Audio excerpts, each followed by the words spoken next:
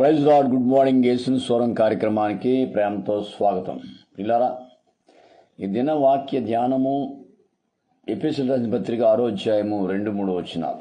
ఎఫెసీయులకు రాసిన పత్రిక 6వ అధ్యాయము 2-3 వచనాలు వ్యాఖ్యానాలే.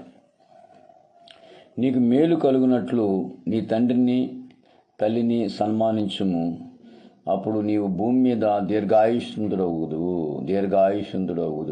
జాతినాలే. ఎక్కువ కాలం బ్రతకాలని ఉందా? ఎక్కువ కాలం జీవించాలని ఉందా? ఎక్కువ కాలం నువ్వు చక్కని కుటుంబంతో నీ పిల్లలతో సంతోషంగా ఉండాలందా? అయితే పని చేయాలి. దీర్ఘాయుష్ కలిగి ఉండాలంటే నువ్వు ఒక పని చేయాలి. ఏం పని? నీ తల్లిని తండ్రిని సన్మానించాలి. గమనించాలి, నీ తల్లిదండ్రులను సన్మానించాలి.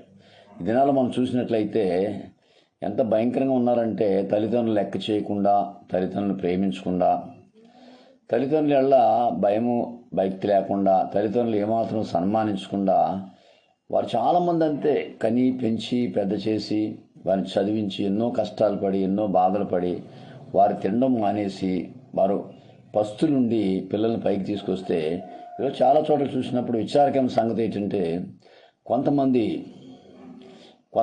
అందరూ కాదు, కొంతమంది పిల్లలు తల్లిదండ్రుల్ని మరి లెక్క చేయకుండా, తల్లిదండ్రులని ఎడల విధేయత లేకుండా జీవిస్తున్నారు. అది ఎంత పొరపాటు గమనించాలి. మనం దీర్ఘాయుషుగా ఉండాలంటే, ఎక్కువ కాలం నువ్వు బ్రతకాలంటే నువ్వు చేయాల్సిన పని ఒకటి ఏంటో తెలుసా? నీ తల్లిని తండ్రిని సన్మానించాలి, వారిని గౌరవించాలి, వారిని చూడాలి, వదిలేయకూడదు. రేపు పొద్దున్న నీకు కూడా వృద్ధాప్యం వస్తుంది, నువ్వు కూడా ముసలోడు అయిపోతావు. అప్పుడు నీ పరిస్థితి ఏంటి? ఒకసారి మనం ప్రశ్న వేసుకోవాలి. నీ తల్లిదండ్రులు చూస్తున్నావా? చాలామంది చూస్తాం ఈ దినాల్లో. ఎంత భయంకరం అంటే, తల్లిదండ్రులు గెంటేసేవాళ్ళు, తల్లిదండ్రుల మీద కోపపడేవాళ్ళు, తల్లిదండ్రులు కొట్టేవాళ్ళు, తల్లిదండ్రుల మీద తిరగబడేవారు మనం చూస్తున్నాం. వాళ్ళకి తెలియట్లేదు ఆ సంగతి.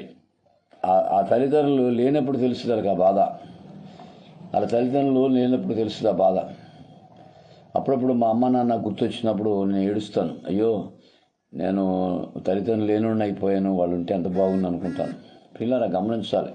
వారు ఉండగానే వారిని ప్రేమించడం, వారికి సహాయం చేయడం, వారిని ఆదుకోవడం, వారిని పలకరించడం, ఇవన్నీ చేస్తే దీర్ఘాయుషులు అవుతావు. ఎక్కువ కాలం నువ్వు బ్రతుకుతావు. ఎక్కువ కాలం దేవుడు ఆయుష్ నీకు ఇస్తాడు. బైబిల్ చెప్తుంది ఖచ్చితంగా.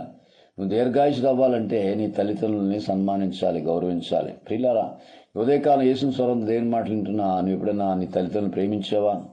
వారికి సహాయం చేసావా?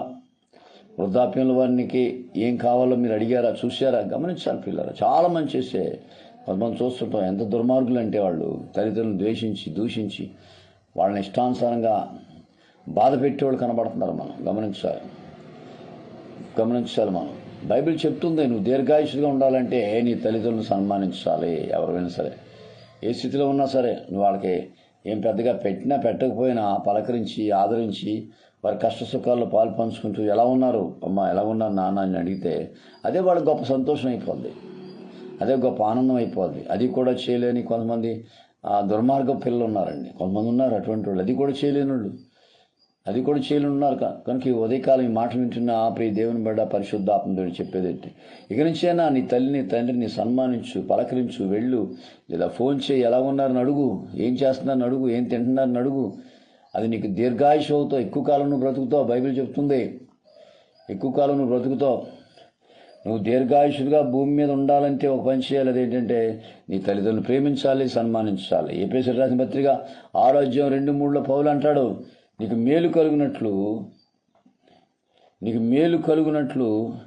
నీ తల్లిని తండ్రిని సన్మానించుము, అప్పుడు నీ భూమి మీద దీర్ఘాయుస్తుంది. మేలు కలుగునట్లు నీకు మేలు జరగాలని ఉందా?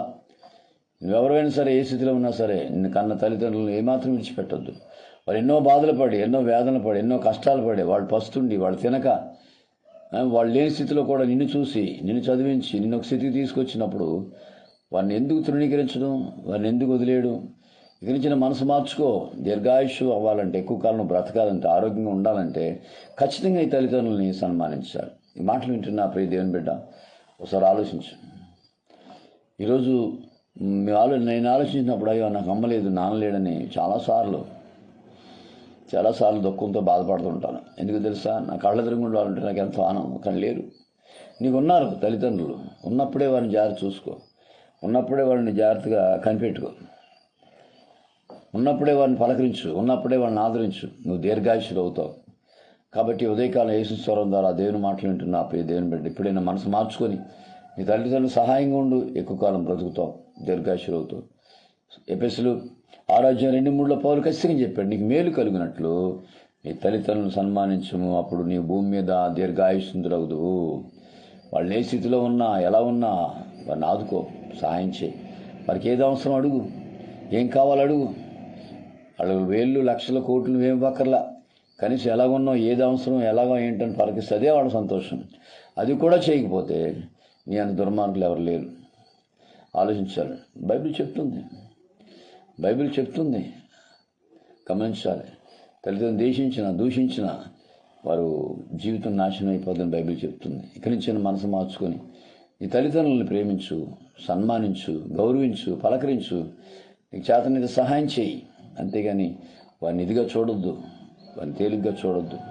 కాబట్టి యేసు ప్రభు కూడా బాధ్యత కలిగి చూశాడు, తల్లి ఎడల బాధ్యత కలిగి ఉన్నాడు. చనిపోయేటప్పుడు కూడా ప్రాణాలు కొద్దిసేపట్లో పోతాయనగా తల్లిని జ్ఞాపకం చేసుకున్నాడు. అమ్మ ఇదిగో నీకు కొడుకుని అప్పచెప్తున్నాను అన్నాడు. రెస్పాన్సిబిలిటీ ఉంది, యేసు ప్రభుకి ఒక బాధ్యత ఉంది తల్లి ఎడల. నీకుందా బాధ్యత? ఇప్పుడైనా మనసు మార్చుకొని నీ తల్లి ఎక్కడుందో, నీ తండ్రి ఎక్కడున్నాడో ఫోన్ చేసి, అమ్మ ఎలా ఉన్నావు, నాన్న ఎలా ఉన్నావు, ఏం కావాలి, నా సహాయం ఏదైనా అవసరమా, ఇబ్బందుల్లో ఉన్నారా అని అడుగు. వాళ్ళు ఎంతో సంతోషపడిపోతారు, వాళ్ళు ఎంతో ఆనందిస్తారు. ఇక్కడి నుంచి మనసు మార్చుకొని నీ తల్లిదండ్రులను సన్మానించు, తల్లిదండ్రులు సహాయం చేయి, ఆదుకో, వారు ఎంతో సంతోషిస్తారు. అటువంటి గొప్ప మనసు పరిశుద్ధాత్మ దేవుడికి దయచేయునుగాక. ఆమేన్. గాడ్ వచ్చి మీ సహోదరుడు పాస్టర్ రమేష్ కుమార్, రాజమండ్రి. 9849864904 63028819110. దేవుడు మీరు సమృద్ధిగా దీవించునుగాక. షేర్ చేయండి, మీరు కూడా ఆశీర్వాదాలు పొందండి. God bless you all.